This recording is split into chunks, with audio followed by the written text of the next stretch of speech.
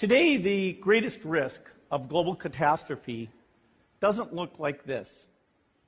Instead, it looks like this. If anything kills over 10 million people in the next few decades, it's most likely to be a highly infectious virus rather than a war. Not missiles, but microbes.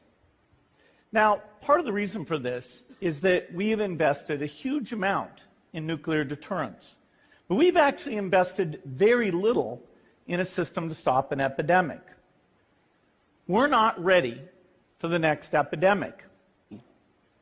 You can have a virus where people feel well enough while they're infectious that they get on a plane or they go to a market.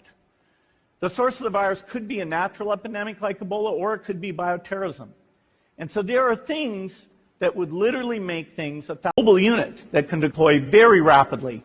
NATO does a lot of war games to check, are people well trained? Do they understand about fuel and logistics and the same radio frequencies? So they are absolutely ready to go. So those are the kinds of things we need to deal with an epidemic. What are the key pieces? First is we need strong health systems in poor countries. That's where mothers can give birth safely, kids can get all their vaccines, but also where we'll see the outbreak very early on. We need a medical reserve corps, lots of people who have got the training and background who are ready to go with the expertise. And then we need to pair those medical people with the military, taking advantage of the military's ability to move fast, do logistics, and secure areas. We need to do simulations, germ games, not war games, so that we see where the holes are.